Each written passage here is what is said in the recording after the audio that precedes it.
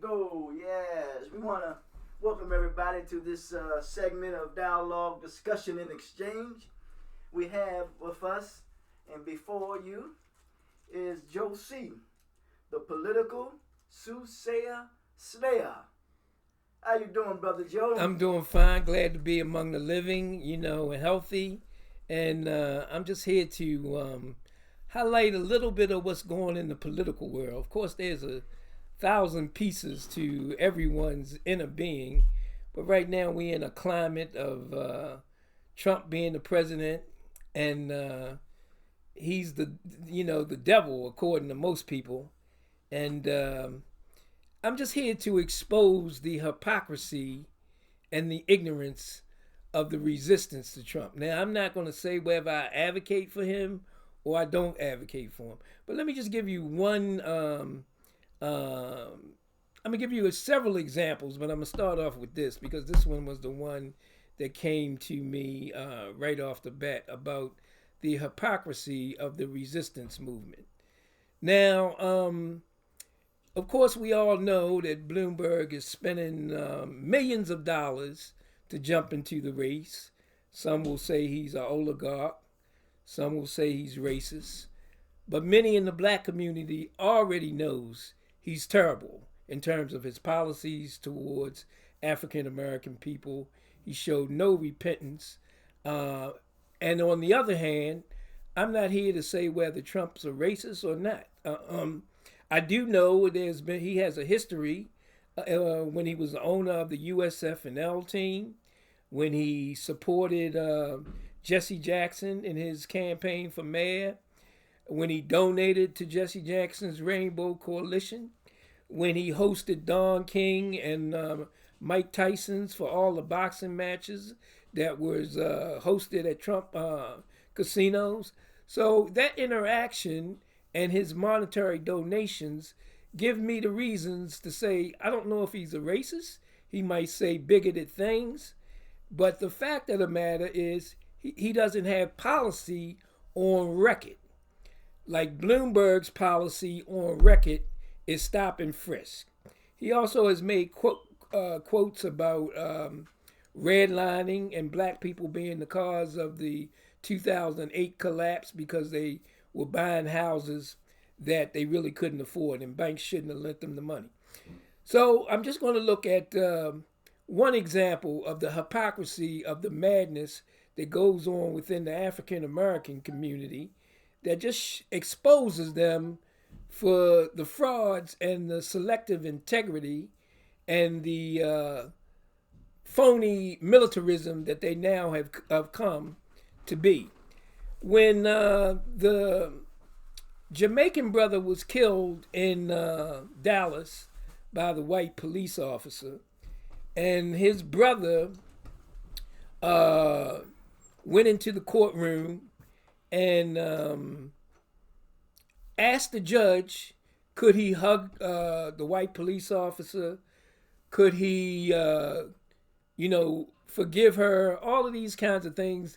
And the black community was outraged, justifiably so. Even though I believe in forgiveness, I think there needs to be a little bit of time before we forgive. And you would hope that if she went to jail and made statements about her sorrow for taking this man's life, then there comes a point where your heart, not only for her or him, but for yourself to forgive, because certain things you can't change, you can't do nothing about.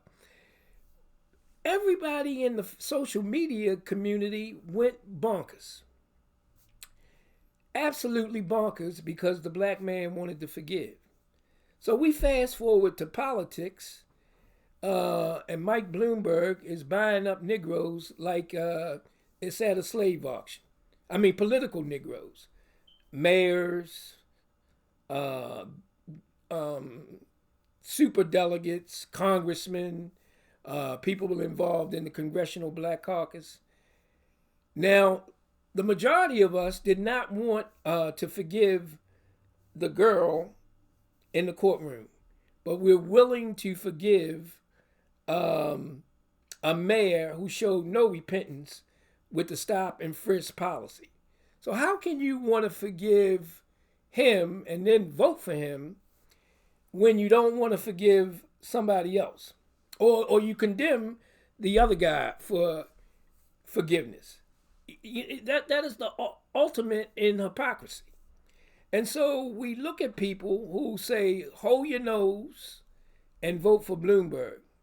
Now, Trump, like I said, I don't have any proof. He says bigoted things. I know the quote about Baltimore was not racist because some of the same people that called him a racist said the same thing. Elijah Cummings said he was walking around Baltimore. It was zombies, drug-addicted people. Bernie Sanders said when he came to Baltimore, he said he walked around and it looked like a third world country. But nobody turned the racist card or played the racist card on him. See, Democrats are at a point right now where they cannot challenge Trump on policy. Theoretically, the economy is good. Theoretically, ISIS is gone. Theoretically, he's wiped out three of the main terrorists. Theoretically, unemployment for people is down. So Democrats have really nothing to offer. If you ask all of these Trump haters, why have you voted for Democrats for the last 50 years? The first thing they will say is, well, Trump's a racist. Well, that doesn't give you a reason to vote because the vote for the other guy because this guy is a racist. Yet they can't point to any one thing that says he's a racist. Now they'll say because he locked up children in cages. Those are the same cages that Obama had before Trump. He didn't build these cages. It's been an ongoing policy that if you went back to Clinton and Bush, they both embraced the same policy. You have to have a secure border. The same wall that they are bashing Trump over the head for, Hillary Clinton is on record, and I don't have the ability to punch that up, but you could punch that up and see that she said that she was in agreement with a wall, a fence, surveillance, technology, all of the same things that Trump has said.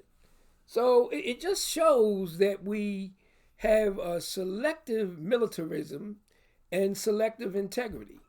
It fascinates me that they impeached Trump for not giving $200 million to the Ukrainians. Little do most people of color know that the population of Ukraine is filled with a bunch of neo-Nazis. Little do they know that Obama knew that because he pulled a coup in 2014 in Ukraine, and he realized that it was neo-Nazis running around there, and that's why he didn't want to give them any money. Now, in all foreign policy, there's a quid pro quo. We do that in our daily lives all the time. If you give me something, I say thank you. You say you welcome. It's just a give and take kind of thing. What we should be asking as a people is that $330 billion goes to Israel every year. What is the quid pro quo there? Forget all that $200 million because the reality is they got the money. They didn't do the investigation. What's the crime? Secondly, again, they're neo-Nazis running that country.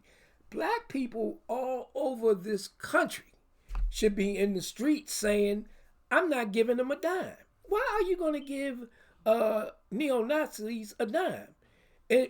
When the water in Flint is still lead poison. It makes no sense that we have this foreign aid, $330 billion to Israel. I don't know how much, but all the countries we in, we giving them money. Meanwhile, we have schools with crumbling, infrastructure crumbling, and we okay with that. In this day and time, when the Democrat Party has nothing, absolutely nothing to offer their base, and their base is the black people, is the black population. They have nothing to offer us. At this point in time, we have our most leverage in any time in our history. Even, I would say, even when we had Obama, we didn't have no leverage because they're not going to put a black president in there that would do anything for black people. And what did he do? He bailed out Wall Street. He went around when he was campaigning, saying that he wasn't going to have any lobbyists in his cabinet.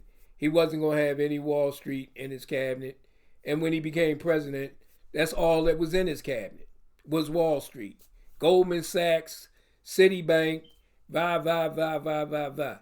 You know, don't take my word for it. Go back and look at who his cabinet was. Go back and look at the words that he said that he wasn't going to have these kind of people in his cabinet. Go back, and again, I'll get back to that. But it amazes me how upset black people were with Trump not giving Ukraine $200 million. And then they believe somebody like Adam Shifty Schiff, who really you could look at him and my discernment knew right off the bat, way before any of this, that he was a huckster. When I looked him up, I saw where he was getting money from Raytheon. All of these war arms manufacturers he's in bed with. So when he gets on television and says that it's national security, none of us ask the question, how is not giving $200 million to Ukraine, which again has neo-Nazis over there running the country, how is that messing with our national security? They never once asked that question, and he will never once tell you. Now, they go, oh, well, Russia's our enemy. Yeah, Russia's our enemy because Adam Schiff gets money to supply these weapons to Ukraine. After all, Obama made sure that there's no place else in the Middle East to even be at war with. He was in war with 7 Muslim countries. So it ain't no other place over there to bomb. He bombed Syria to his administration ran out of bombs. Iraq wants us out of there. Libya, he made a mess of. A total mess. They over there selling us, ethnic cleaning. So, I mean, it's not about national security. It's about resources. And we as a people don't even see that. We should be rebuking this. Because, again, it's not about national security. If Russia put arms right in Canada or Cuba, that would be dealing with our national security. Adam Schiff, I believe, says during the impeachment hearings that we have to give Ukraine weapons so we can fight the Russians over there than over here. We have NATO, the European Union. They can fight Ukraine. And, you know, it just baffles me how we can be upset. We can be the outrage, the venom, the vitriol of not giving $200 million to Ukraine, and none of that was talked about when Obama was bombing the hell out of 7 Muslim countries and letting a dagger go up a man's ass, a leader in Libya. I mean, when you look at Yemen, nobody was that outraged when you got 12-year-old people weighing 10 pounds, 12 pounds. All it's showing is their ribs.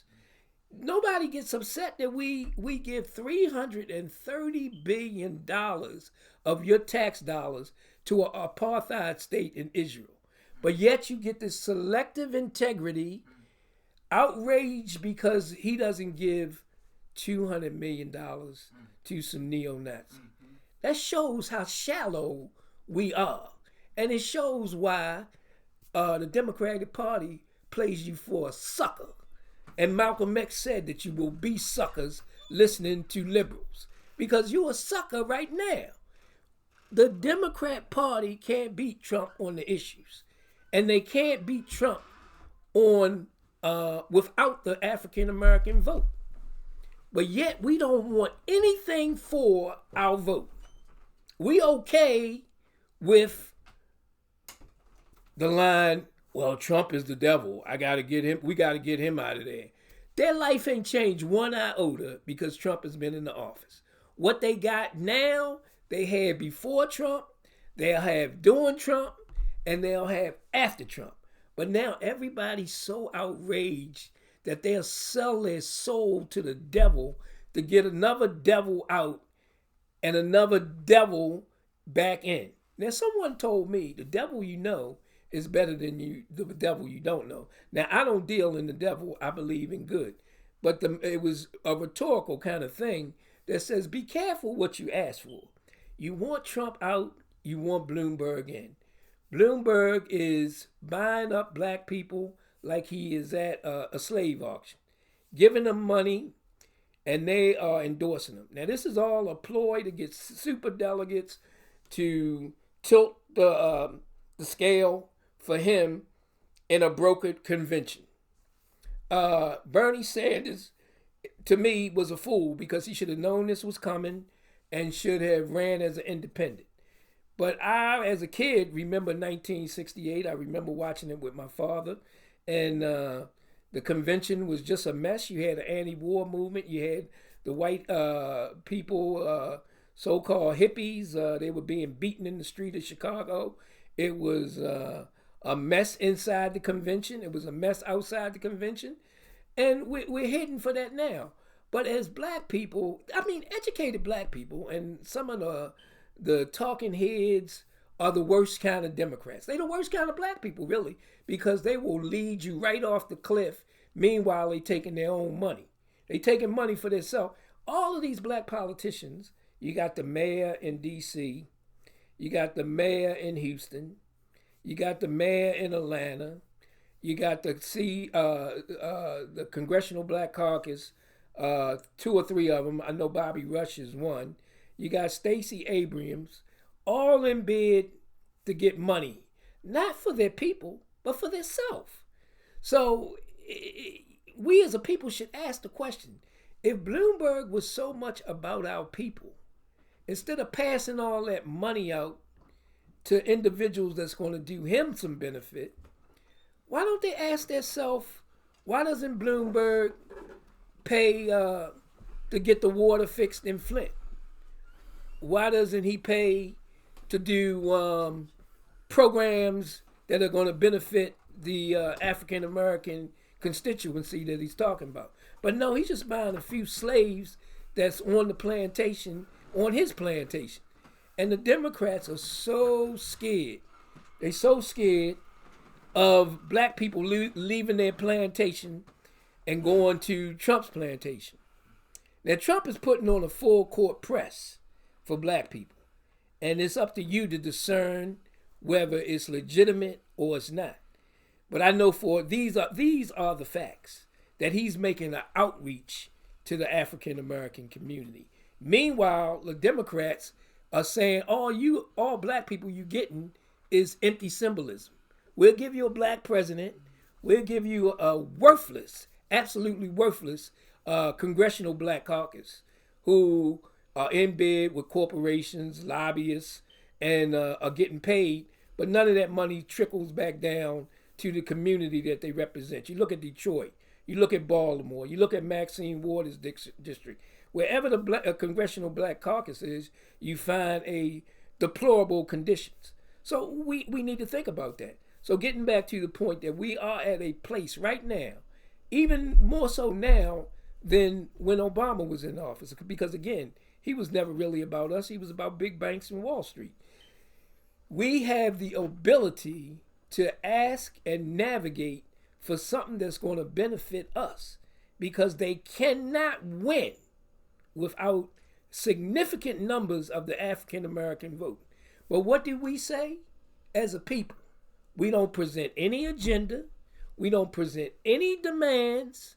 We say all we want is Trump out of there. Now that's asinine. That goes to the political immaturity and the bankruptcy of our people. And then the leaders are selling us out. Just like in the old days, it was blacks that sold other blacks into slavery. It's the same thing. That these political operatives and the media operatives, all they are doing is selling their people down the river. They're not getting promised anything. At least they're not making it public. And I would make it public if I'm going to support Bloomberg. I'm going to take his money, and then you got to tell me what you're going to do about this crime here, this addiction here, these failing schools here, and I want a promissory note. We should be done with the lip service, with the mistress service. I'm in one of these. I go to a bunch of these formal balls, and in my younger days, I always had recreational friends, but those weren't the friends I was taking to the ball. I might come by with some cold pizza. I hate to laugh at this, but that shows a little bit of my immaturity. But I'm just trying to make an example of how we as a people are being played as a mistress. They never take us to the ball. They give us lip service and no delivering on empowerment things that can actually change the masses' lives. Again, Trump has opportunity zone money that's targeted for anybody. But black people, the black politicians, are scared to go after the money because they'll be called coon and they don't want to be connected to Trump. How's that helping their constituents? You are not elected for yourself. You are elected by your constituents. And if the government has money to build up the dilapidated areas in your city, in your rural area, in your suburban area, it is up to your elected official to navigate with the president and make it happen. The guy from South Carolina, who's a black senator, he's lapping up that empowerment zone money. And it's not benefiting him, it's benefiting his community. And he's getting reelected because he is doing something for his community. But we say everything Trump is bad. He giving more money to HBCUs than Obama did. You know, these are facts. You can look it up. He is making a concerted effort to at least extend his hand. And if we are stupid enough and ignorant enough to be loyal to somebody who is not loyal to us and stay in a toxic, abusive relationship, then that's on us. And you can't blame Trump because he's making an effort. You need to blame the leaders that you are dealing with, because this is the reality of where we are. And again, right now we are in the best position politically. Some of us are already outside of the political parameters. They don't think we should even deal with the political system. And I'm not saying that we need to be asking for reparations, even though I'm for reparations, based on a long history of oppression and a long history of enslavement. You give it to the Jews, the Zionists, you gave them reparations. Their plight was no better than ours, or no worse than ours. So again, you know, you need to look at your leadership and see, what are they asking for, what are they giving, and what is Bloomberg giving, and what are they asking for the support of black people voting for him? Because, you know, it just shows how elementary we are. And people will say, I'm happy with just getting him out. Well, if the other guy has policies on record, and he's on record, throw him up against the wall. You can photocopy 16 to 24, a black man, and send it out. And we don't find that, and we accept an apology for that, but then we get mad. We absolutely got mad and outrageous when the Jamaican brother wanted to forgive the white cop that shot him. So how can you be mad at that brother, but not mad at Bloomberg, and be so willing to forgive him when he has on record the policies that led to that brother getting shot. He has on record. So this is just how we have to get to a point where we are no longer political pawns, that we use our strength, and we never going to get it no more than what it is right now. The Democrats need us. We should not accept the notion of anybody but Trump. We need to ask for specific demands and stick to it. Otherwise, you need to get out of politics, because your tax dollars are going to Israel. You wanted a quid pro quo for Trump on the Ukrainian thing. What is the quid pro quo for Israel getting $330 billion every year? We should be saying, for all of these black people, look, that are in office, the Congress people, the governors, the mayors, whatever, we need $30 billion of that $330. You need to slash that off, some of that off, and $30 billion need to go into urban renewal, empowerment zone money, building new infrastructure in urban areas, job development.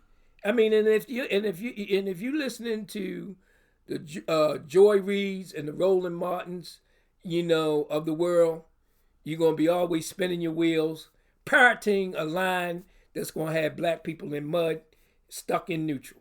And on that note, I wish you all a good day. Yes, you just heard Joe Cee, the political soothsayer slayer.